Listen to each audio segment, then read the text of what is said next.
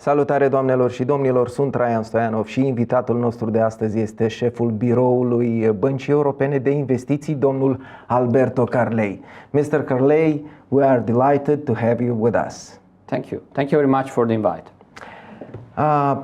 We would like to start with the European Investment Bank's priorities in Moldova.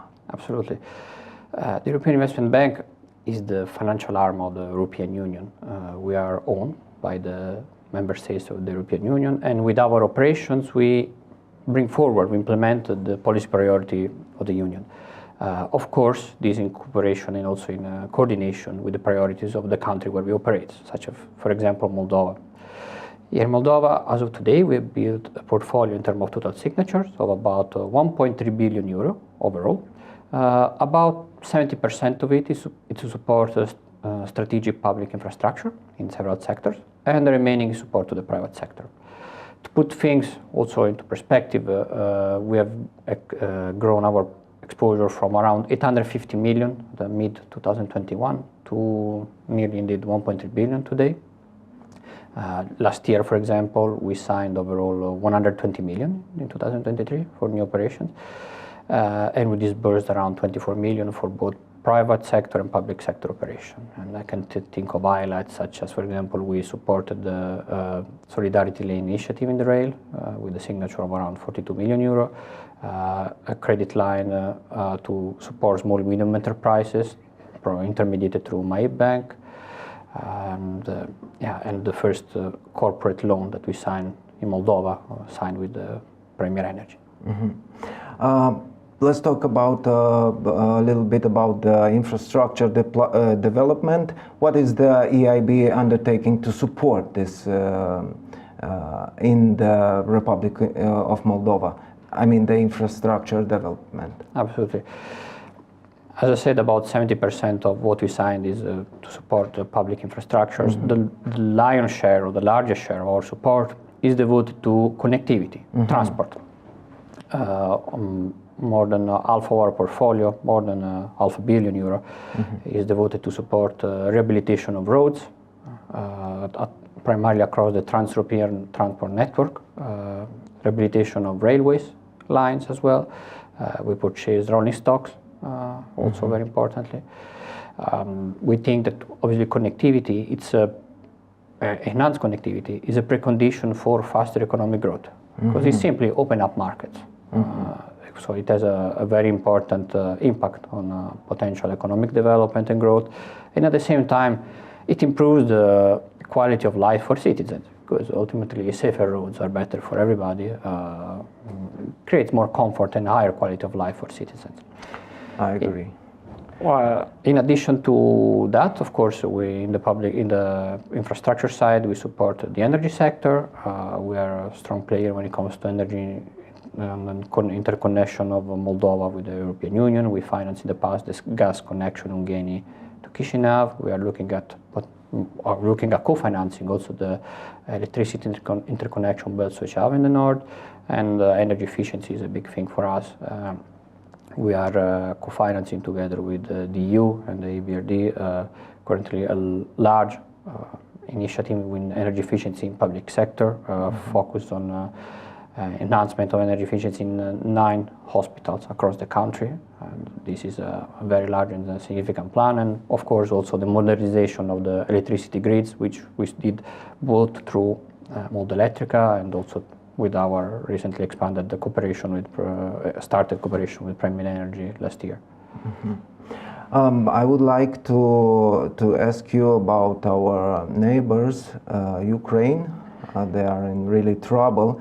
And how do you think, what is the role of the Republic of Moldova in this context? Indeed, the scale of destruction in Ukraine is staggering, and is unfortunately growing day by day. Moldova, yes, has a role to play. From an economic perspective, this could actually be an opportunity for Moldova, if I can use these terms. Simply put, Moldova is geographically very close proximity to Ukraine on one side, and is also strategically positioned between Ukraine and the European Union. And there are delegations of private companies coming to Moldova to potentially consider it as a hub, from where then to base their activity for the potential reconstruction of Ukraine, which will cover different sectors. You can think of all the enormous amount of work that is awaiting ahead for reconstruction of all the infrastructures in Ukraine. It's difficult to mention the numbers because they are so big.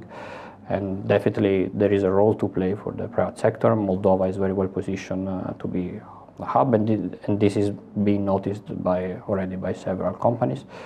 Obviously, Moldova already now has a kind of gain or increased is important in terms of trading, as most part of the trade that before was going through other route now is being redirected through Moldova and trade between Ukraine and other countries, especially in the West, obviously. And in this regard, indeed, continuing investing in infrastructure, and for example, as we discussed just a few minutes ago, and proper enhancing connectivity, better roads, better rails, will also play a key role in determining how Moldova will be successful in taking advantage of this potential opportunity. For all this, we must admit that we could improve the investment climate. And what is the EIB, and what suggestion do you have for improving this climate, I mean the investment climate in Moldova? Absolutely. As EIB, the thing that we do very concretely is indeed modernize, on one end, the public infrastructure, so that one thing that a private operator consider before investing is looking at the status of the modernity and how modern and supported can be the infrastructure in a country, therefore the activity that I mentioned before. This is very important.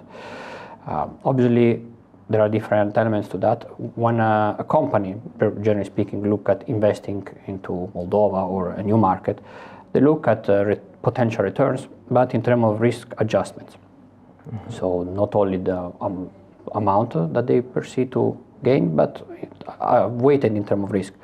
And that regard, it's important, of course, to create a supportive regulatory environment around that, so that a country, now we're talking about Moldova, is able to attract investors and give them that confidence that their investment will be successful. And this can relate to, depends of course on the sector, but can relate to creating a proper framework, transparency, of course, eliminating corruption. These are all elements that come into play when creating a supportive environment. And indeed, when you look, there are many studies made, and all of them could be different figures, but they all point to the fact that the involvement of private sector, for example, when it comes to support infrastructure, in more mature market, it's always significantly higher than in, let's say, emerging market.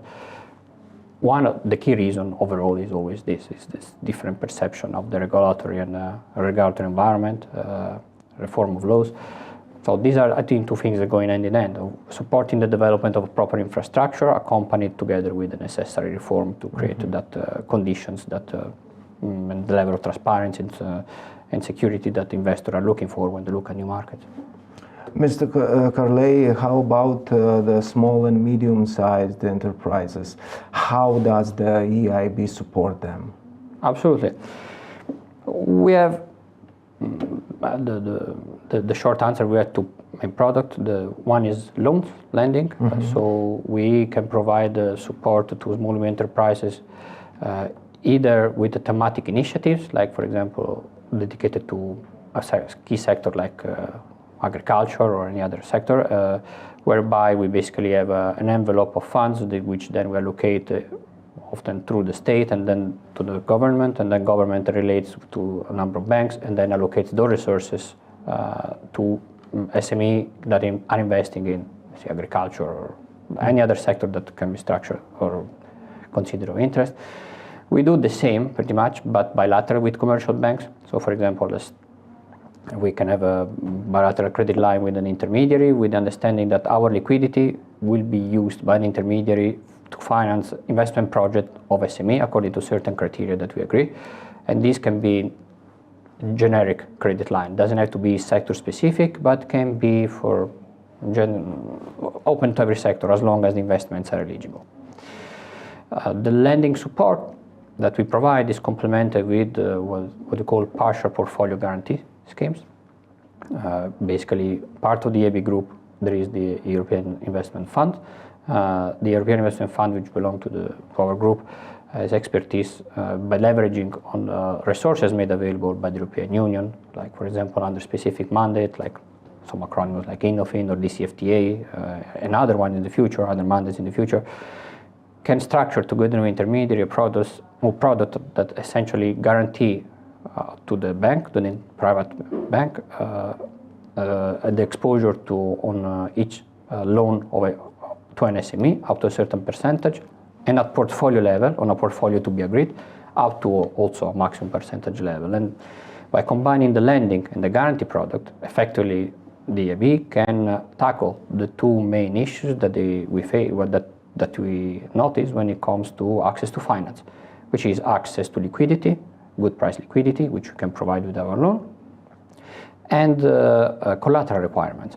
Because ultimately, when you provide a guarantee to commercial banks, and the commercial bank will be able to increase its risk appetite, and therefore will be able to provide, to unlock loans effectively. Because some SME that before perhaps could not access the loan because their collateral requirements were too high, now they will be able.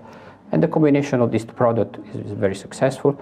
And recently, for example, also in Moldova, by investing into Horizon Capital Fund, we are also looking at supporting innovative SMEs in Ukraine and Moldova. Therefore, we are also moving into capital structure, into more equity support, if you wish.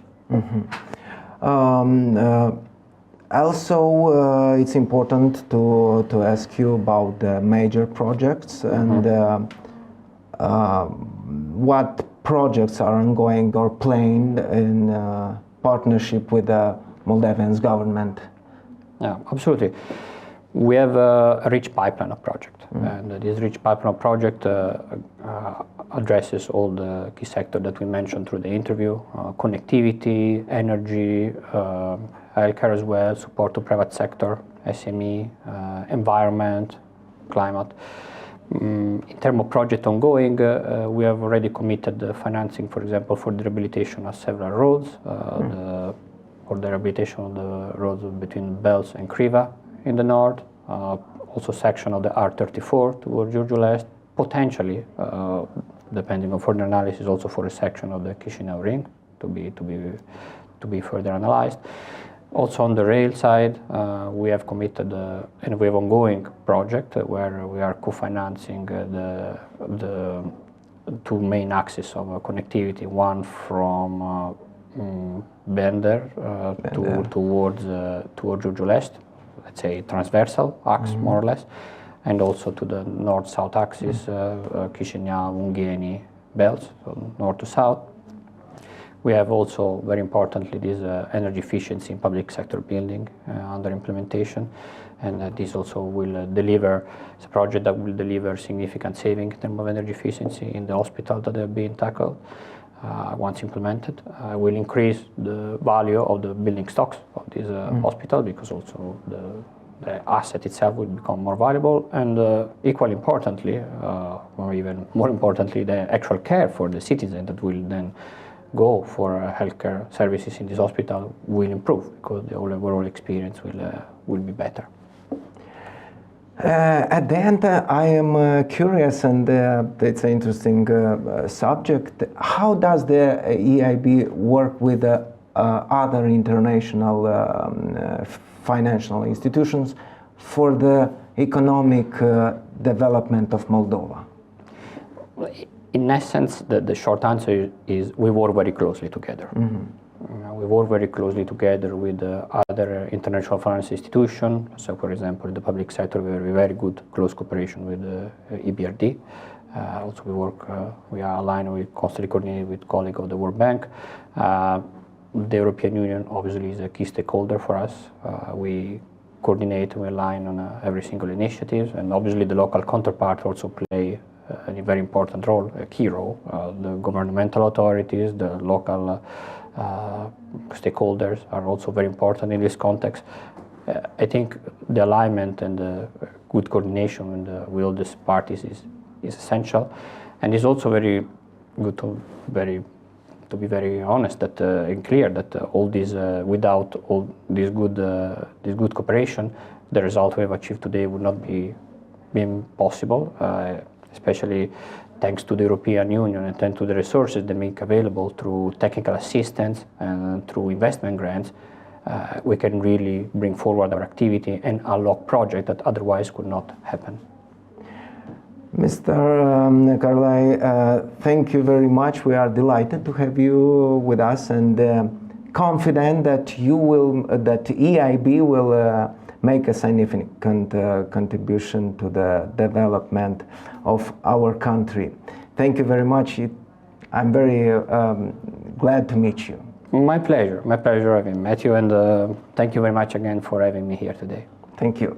Doamnelor și domnilor, vă mulțumim pentru atenție. Alături de noi a fost șeful Biroului Băncii Europene de Investiții din Republica Moldova, Alberto Carlei. Îi mulțumim pentru prezență, iar noi ne revedem data viitoare.